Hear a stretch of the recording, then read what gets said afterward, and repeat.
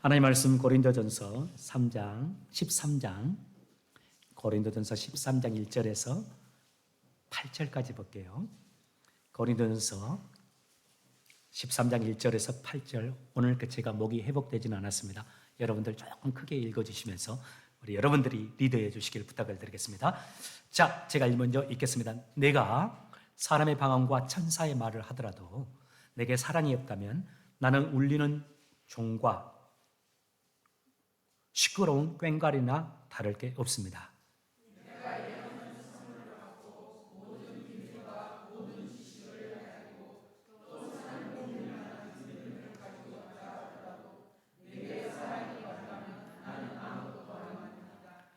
사랑은 오래 참습니다. 사랑은 친절합니다. 사랑은 죄송합니다.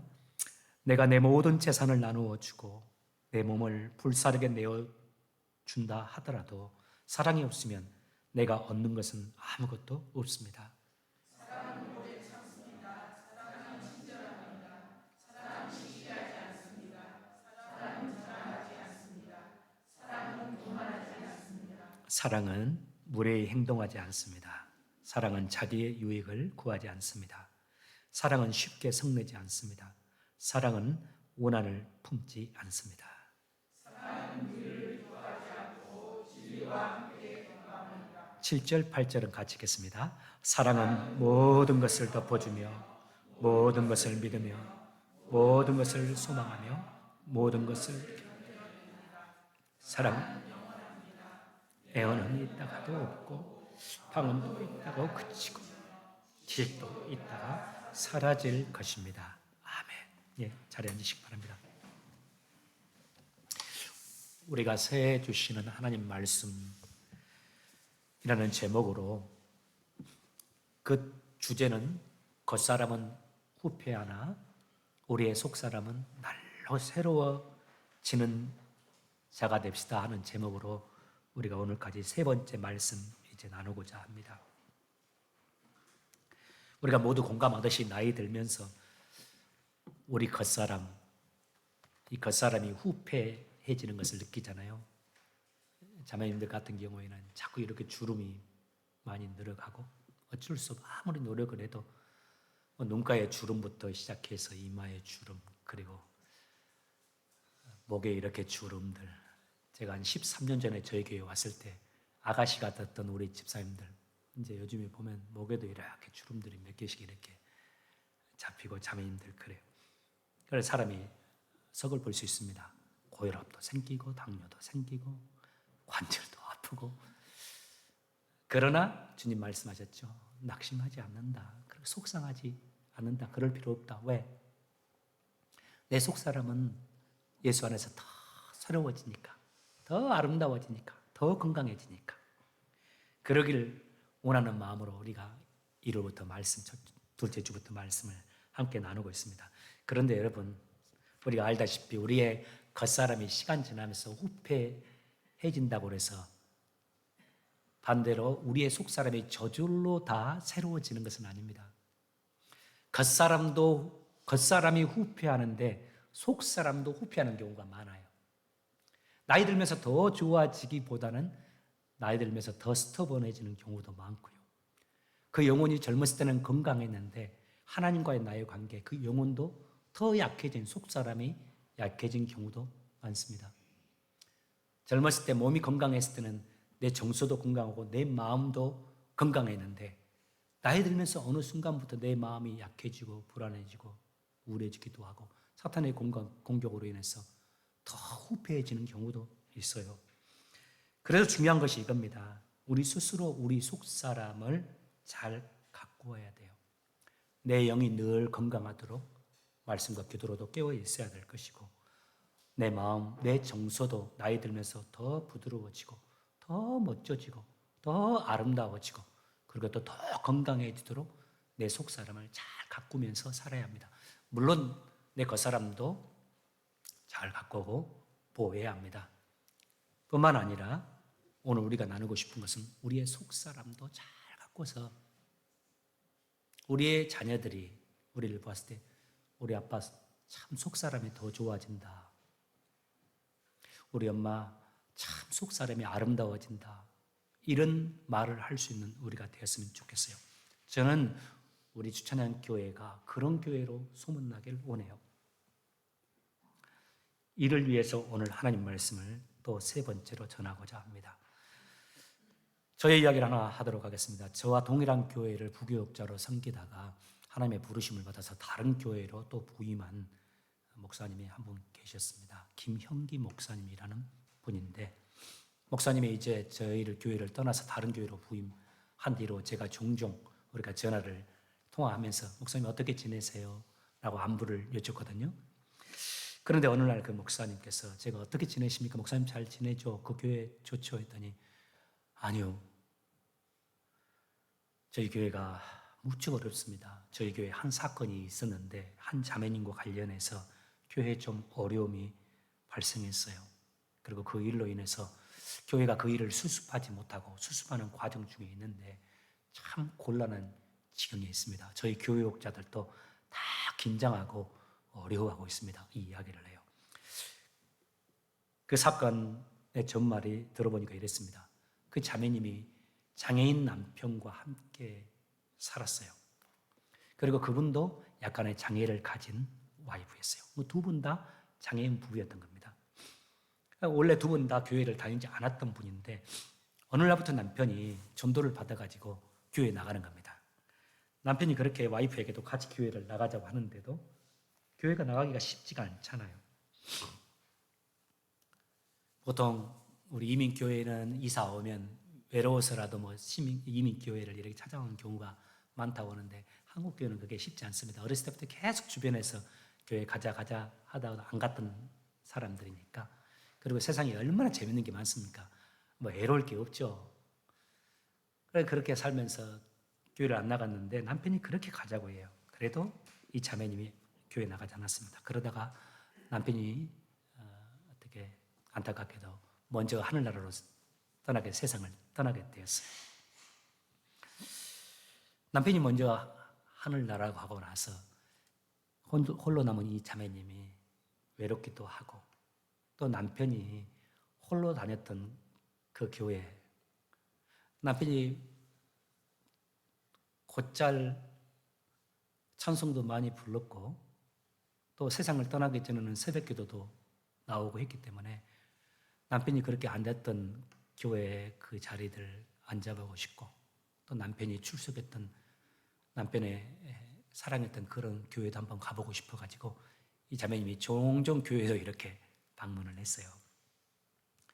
그러다가 한 권사님이 그 자매님을 그렇게 돌봐주고 섬겨주고 챙겨줘가지고 이 자매님이 교회에 정을 들이게 됐어요. 그리고 또 그 권사님의 그 헌신과 사랑을 통해서 또 교인들이 다 이렇게 챙겨주니까 또 교회에 왔을 때 말씀도 이렇게 좋으니까 교회에 이제 다니게 되었습니다. 마음에 참 위로도 되기도 하고 또 교인들에게 친절도 좋기도 하고 그러면서 교회 생활의 재미를 좀 느끼면서 다니게 되었어요.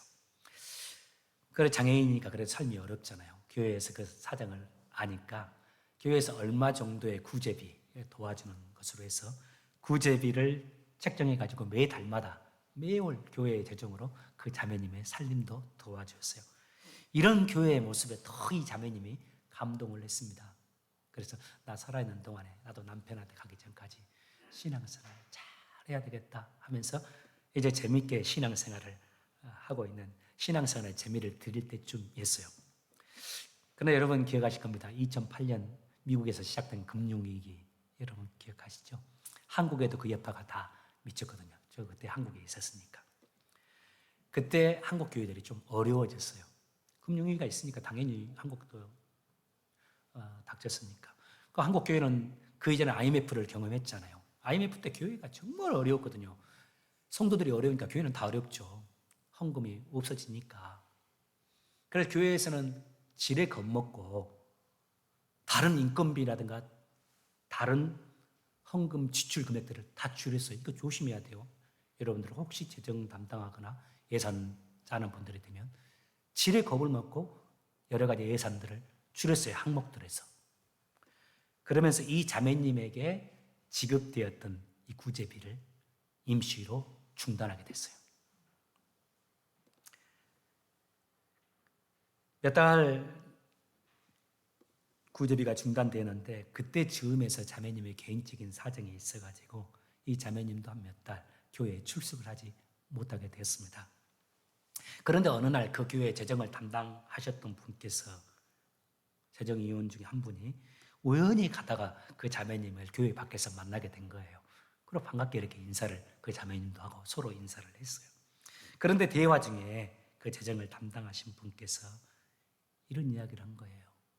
구제비가 중단됐다고 해서 교회 안 나오는 거 그거 교회에 대한 도리가 아니죠. 구제비가 중단됐어도 교회에 나오시길 바랍니다. 이런 식으로 이야기를 했어요. 며칠 후에 그 만남에 있은 며칠 후에 그 자매님에게 큰 사건이 일어났어요. 그 자매님이 스스로 목숨을 끊어버렸어요. 그리고 유서 한 장을 남겼습니다. 그 유서에 별 내용은 크게 없었어요. 근데 그 유서의 내용 가운데 이런 글이 있었어요. 구제금이나 받기 위해서 교회에 다니는 것으로 취급받는 인생, 더 이상 구차하게 살고 싶지 않다 하는 내용이 적힌 겁니다. 구제금이나 받기 위해서 교회에 다니는 것으로 취급받는 인생, 더 이상 구차하게 살고 싶지 않다. 교회가 발칵 뒤집어 버렸어요. 그 한 영혼을 위해서 기도하면서 헌신했던 그 권사님이 그 모든 책임이 재정 담당했던 분에게 있다고. 그 집사님, 그 재정 담당자를 원망하고 교회에는 그 일을 수습하는데 큰 어려움. 경찰에서는 유서가 그렇게 쓰여 있기 때문에 교회에 누군가가 이 사람을 죽음으로 내본 것이 아닌가 하면서 교회의 책임자들을 취조하고 그런 과정들을 교회가 지나면서 교회 전체가 꽤 큰 교회인데 다 긴장이고 은혜가 없고 큰 어려움 속에 빠지게 된 거예요. 자, 여러분, 소론이 길었습니다만 여러분에게 질문합니다. 이 비극의 원인은 무엇이었을까요? 교회가 왜 이렇게 좋은 일을 하고도 한 생명의 깊은 상처와 시험을 받아서 스스로 생명을 끊게 되는 비극을 낳게 되었을까요? 왜 이런 비극이 생겼을까요? 여러 원인이 있을 수 있지만 정말 아쉬운 것은 그날 그 자매님을 만나서 대화를 나누었던 그 재정 담당했던 분, 그분의 마음속에 구제의 마음, 즉 사랑의 마음이 좀 부족한 것이 그 원인이 되지 않았나 이런 생각을 해보게 됩니다. 오늘 본문이 이것을 잘 설명해 줘요. 진정한 사랑, 그 마음에 사랑이 없는 우리의 행위들의 정체가 어떤 결과에 이른가를 어떤 구절보다 성경의 모든 구절보다 잘 선명하게 말해줘요. 13장 1절이에요. 이렇게 말하죠. 내가 사람의 방언과 천사의 말을 할지라도 결과가 어때요? 소리나는 구리와 울리는 꽹과리, 시끄러운 것이다. 아무런 의미가 없대요. 두 번째, 예언하는 능력이 있어요. 모든 비밀과 지식을 꿰뚫어 알아버려요. 또 믿음이 얼마나 많든지 어떤 믿음입니까? 말하여서 산을 옮길 만한 믿음이 있어요. 그런 믿음의 능력이 있어도 아무 의미가 없고 아무것도 아니요라고 표현하죠. 그 믿음이 있는데도 3절에서는 내게 있는 모든 것으로 구제하고, 이번에는 교회가 구제하는 게 아니라 여러분 가지고 있는 돈으로 누군가를 도와주는 거예요. 모든 것으로 다 도와줘요, 여러분들이. 심지어는 그 사람을 위해서 여러분들이 우리가 내 몸을 불살라서 희생해 줘버려요. 그런다 할지라도 또 뭐라고 하죠? 아무런 유익이 없다. 방언을 말하고 천사의 말을 말해도 유익이 하나도 없을 수 있고, 예언도 하고 산을 옮길 만한 믿음이 있어도 아무것도 아닐 수도 있고, 내 모든 것을 내어주고 구제한다 해도 아무 유익이 없을 수 있대요. 뭐가 없다면? 내 마음에 사랑이 없다면. 여러분, 우리들에게 여러 가지 은사 중요합니다. 또 우리들이 구제하고 섬겨주고 헌신하는 거 중요합니다. 너무 귀합니다. 근데 이 귀한 것들이 아무런 의미가 없을 수도 있어요. 아니, 정반대로 때로는 오히려 그런 나의 지식, 내 섬김, 나의 구제가 오히려 상대를 무너지게 만들어 버릴 수도 있어요. 뭐가 없으면요? 사랑이 없으면요. 오늘 이 말씀을 통해서 우리에게 주시는 첫 번째 교훈이 이겁니다. 바로 사랑하는 자가 되라는 말씀입니다. 내 마음에 주님의 사랑에 머물도록 마음을 잘 관리하고 모든 일을 사랑하며 하는 자가 되자는 말씀. 그래서 제목을 이렇게 잡았어요. 사랑만 하고 삽시다. 나의 인생 사랑만 하면서 살아갑시다. 2023년 송구 영신 예배 때도 여러분과 함께 나눴던 말씀이에요. 2024년은 사랑만 하며 살아갑시다. 사랑이 있고 없고의 차이는 여러분 엄청납니다. 첫사람 아담이 그의 아내에게 첫 번째 했던 말 여러분 혹시 기억하세요? 아담이 하와 보고 이랬잖아요. 당신은 내 뼈 중에 뼈요, 살 중에 살이로다. 여러분 남편이 여러분에게 그렇게 고백한 사람 있어요? 누가 있네 보네. 이것보다 소중한 고백, 귀한 고백은 없어요, 여러분. 이게 무슨 말입니까? 정말 당신 사랑한다는 말이에요. 내 생명보다 당신 더 내가 사랑한다는 말이에요. 당신 정말 예쁘다는 말이에요. 당신 내게 너무 소중하단 말이에요. 그런데 여러분, 이 하와를 이렇게 소중하게 고백했던 아담의 고백, 선악과를 따먹고 나서 어떻게 바뀐 줄 아세요? 하나님이 선악과를 따먹은 아담에게 너 왜 따먹었냐? 왜 선악과를 따먹었어? 라고 말할 때 아담이 뭐라고 했어요? 저 여자 때문에, 저 하와가 나를 유혹해가지고 내가 이렇게 따먹었어요. 하나님, 저 여자가 문제예요. 내 안에 죄악이 없고 사랑이 있을 때 하와를 볼 때는 그렇게 좋은 존재입니다. 그런데 내 안에 사랑이 없고 죄악이 머물게 되면 반대로 상대가 그렇게 싫어지고 혐오의 대상이 되어버려요. 내게 사랑만 있고 죄악이 없을 때, 죄악이 많을 때는, 다시요, 내게 사랑만 있을 때에는 내게 주어진 모든 환경, 사람들, 여건이 웬만하면 다 좋습니다. 귀합니다. 그런데 내게 사랑이 없으면, 그리고 내게 죄악이 머물게 되면 그 좋은 내 옆의 사람도 꼴보기 싫습니다. 우리 자매님들하고 종종 이야기하다 보면 남편 흉보는 분들이 있어요. 그것도 뭐 나쁜 것은 아니에요. 지옥 갈 일은 아닙니다. 근데 좀 몇 번 하면 저는 속으로 그렇습니다. 그 말이 꼭 100% 맞을 거라고는 생각하지 않아요. 남편이 당신에게 그렇게 하는 것은 다 이유가 있겠지. 남편에 대해서 자꾸 그렇게 부정적인 마음을 갖는 것은 내 안에 사랑이 있다면 그러진 않을 거예요. 내 안에 주님의 사랑이 있고 사랑하고만 산다면 내 옆에 있는 남편이 고마울 수 있어요. 살아있는 것 고맙고, 나와 함께 살아준 것 고맙고, 가서 돈 벌는 거 고맙고, 우리 아이들 위해서 이렇게 헌신해 준 거 고마워요. 그런데 내가 은혜가 사라지고 내 안에 사랑이 사라지면 그 돈 벌어온 그 돈이 만족이 안 돼요. 그것밖에 못 벌어 오냐고. 자꾸 교회 목사만 생각나요. 목사님은 사모님한테 장악 같은데 우리 남편은 이런다고. 아닙니다. 다 똑같은데요. 중요한 것은 내 마음의 사랑의 차이입니다.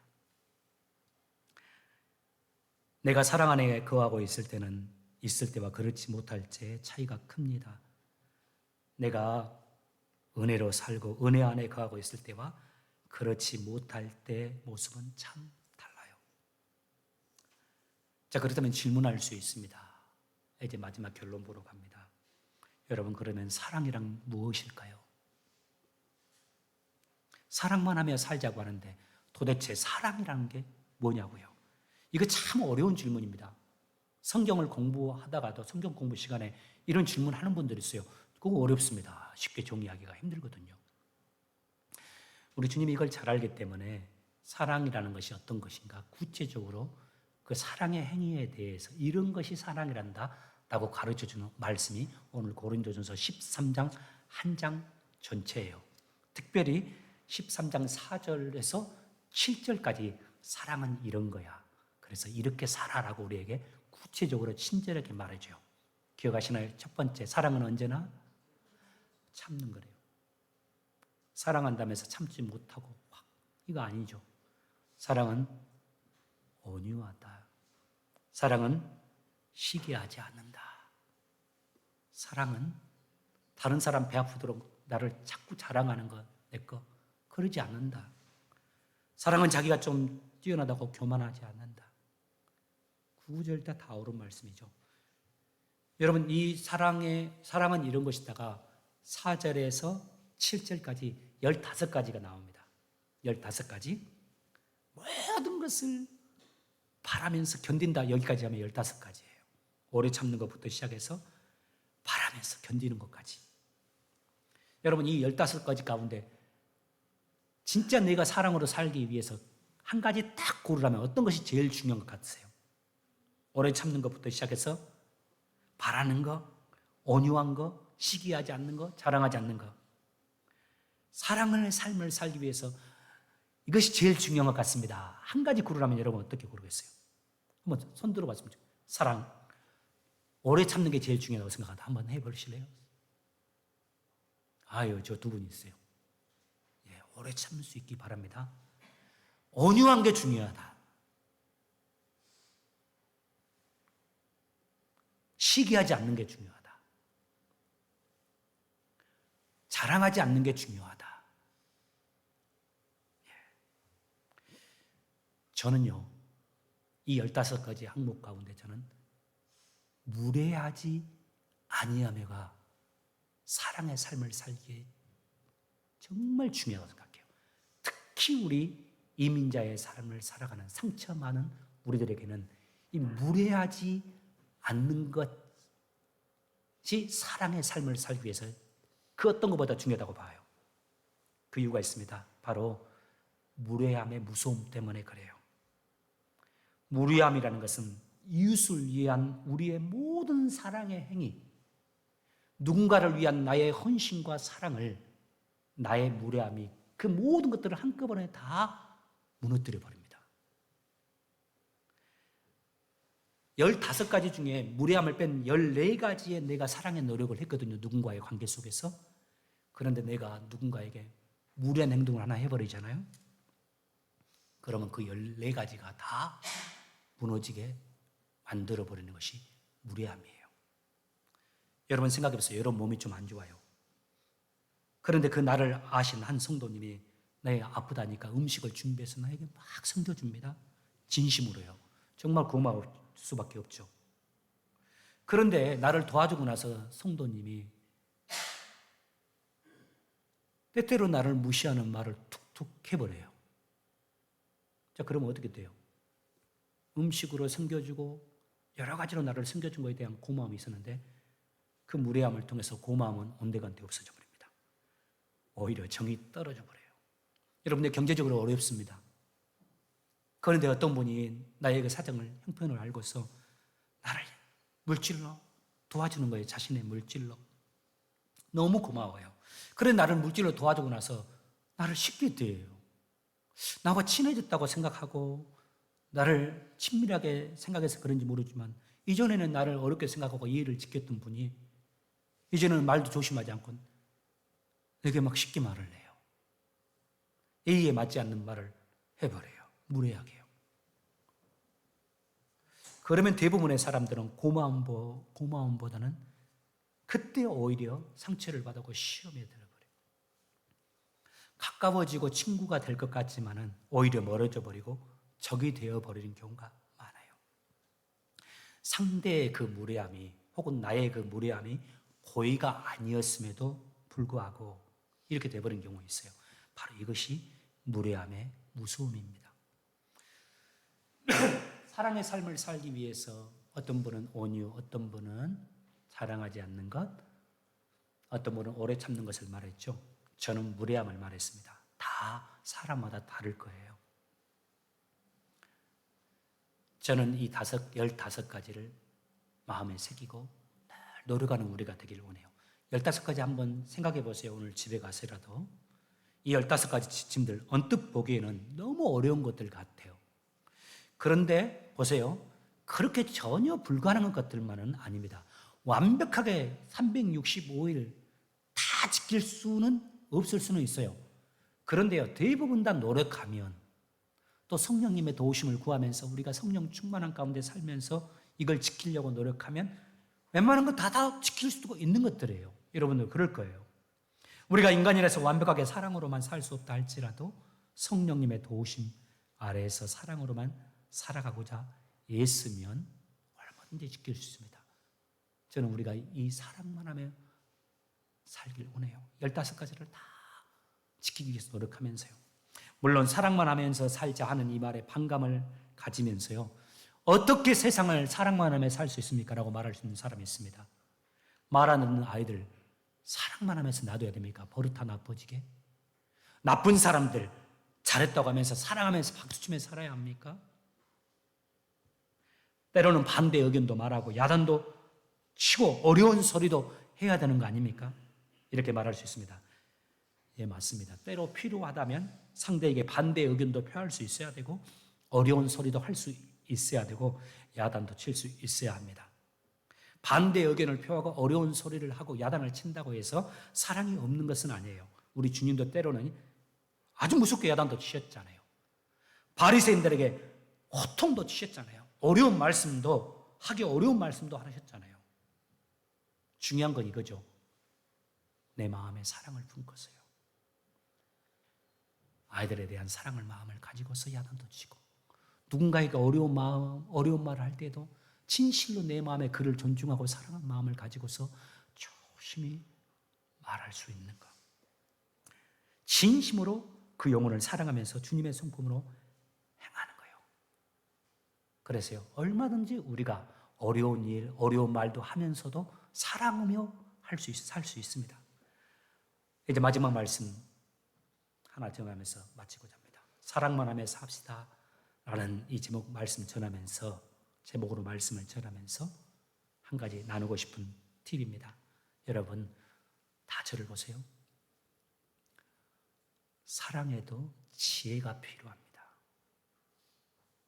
누군가의 관계에서 사랑의 관계를 유지하기 위해서도 지혜가 필요해요. 특별히 사랑과의 관계에서 더욱 그럽니다. 주님의 사랑으로 우리 함께 사랑하며 살아야 되잖아요. 어느 누구 하나 내가 배척하지 않고 미워하지 않고 함께 살아야 되잖아요. 하나님이 그것을 원한다고 해서 사랑만 하며 살겠다고 해서 무조건 가까이 붙어서 살아고는 하는 말씀은 아니에요. 사람에 따라서 때로 내가 참 힘든 사람이 있을 수 있습니다.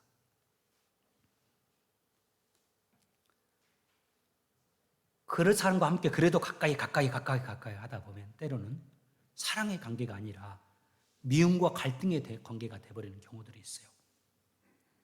그런 면에서 자꾸 내 마음이 힘들어지고 상처를 입는 관계의 분이 있다면, 그런 분이 있다면 그럴 때는 때때로 좀 적당한 거리를 두고 사는 것이 필요해요.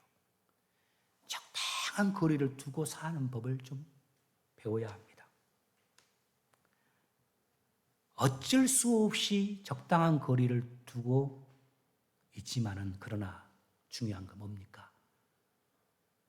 가까이 있으면서 가까이 지내기 위해서 노력했을 때보다도 내 마음으로는 진실로 그를 더 존중하는 것.